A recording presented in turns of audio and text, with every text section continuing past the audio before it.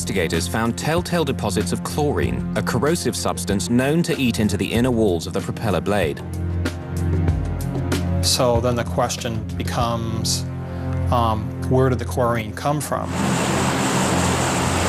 In 2 of the previous propeller failures, the problem had also been traced to corrosion caused by chlorine in the inner wall of the blade.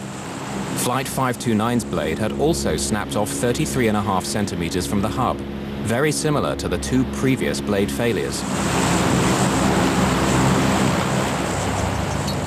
Under the microscope, NTSB scientists saw that 2 cracks along the inner wall of the blade had joined to form a single fissure.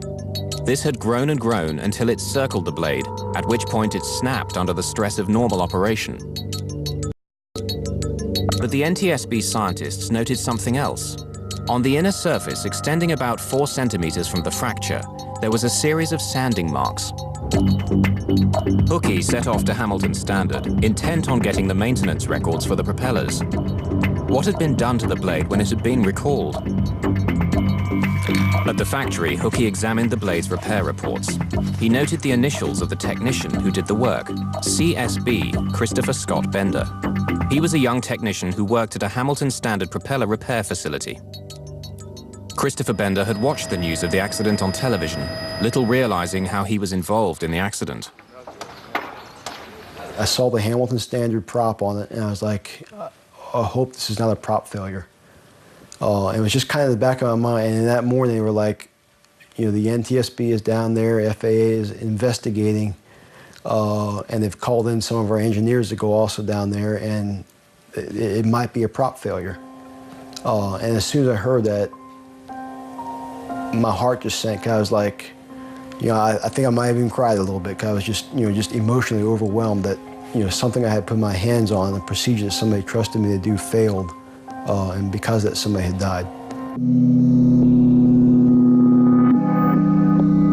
Worked on the propeller blade that caused the crash of ASA 529.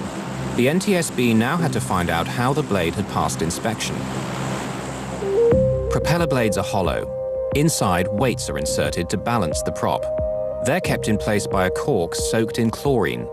It was the chlorine that had caused the corrosion in the previous accidents. However, on this blade, Bender had been unable to detect any evidence of corrosion. He then did what he'd been told to do: polish the inside of the blade.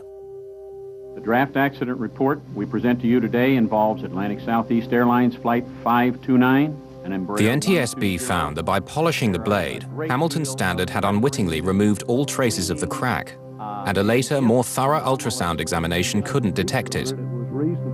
The NTSB asked for more accountability for management at Hamilton Standard.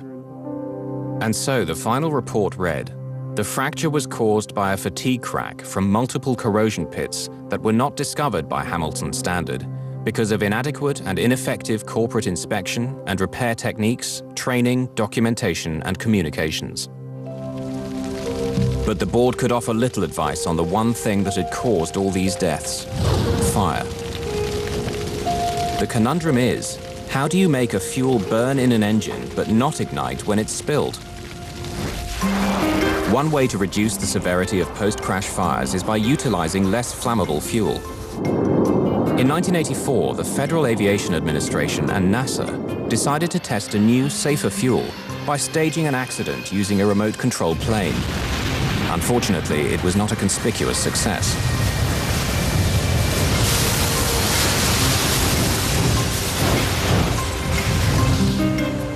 But the US Navy has been using a safer form of jet fuel called JP5 since the 1950s, yet it's not used in commercial aviation. The primary reason that civilian sector, commercial aviation, has not gone to a lower flammability fuel is a question of availability and distribution and the cost. It costs more to produce the JP5. Everything comes down to money. What's it going to cost to develop a system? What's it going to cost to implement the system? What's it going to do for the overall safety of the airplane, and who's going to pay for it? Personally, from a safety standpoint, I'll pay $2 extra in my ticket to know and to have that security. Until a solution is found, there will continue to be stories like ASA 529. On impact, everyone on this flight had survived. but the subsequent fire became the killer. For the victims of the fire, recovery has been a slow, painful, and excruciating process. First Officer Matt Warmerdam was burned on 42% of his body. Some other survivors suffered up to 90% burns. Treatment included daily baths and removal of dead skin from burn wounds. There would be years of skin graft operations, the 24-hour-a-day wearing of pressure garments to minimize scarring, chronic itching and soreness, and daily physical therapy.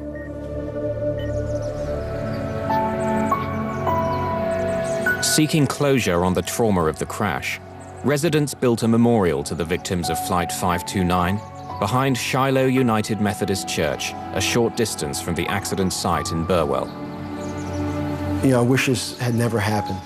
I wish I could go back in time and fix it and take care of it, that it didn't happen. You know, I don't know if they believe in God or not, but I pray for them that God comforts them through the hurt that they've had in their lives. Much has changed for the company that manufactured Flight 529's propeller.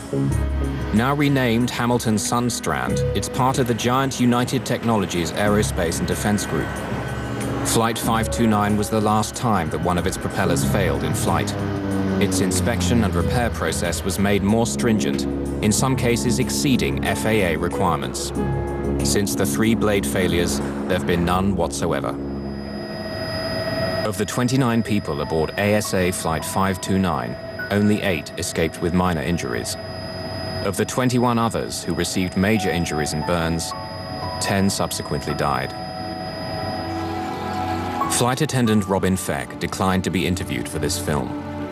Still suffering from the pain and anguish of that terrible day, she's never worked as a flight attendant again. The best thing I ever could have done for myself was that day 2 years ago when I'd finished training and took the controls of an ASA plane and flew again. I stubbornly recaptured my dream. And now that I'm doing it again, it's just been a joy. It's what I do. It's what I love. It's what I always wanted to do with my life, and I'm doing it again.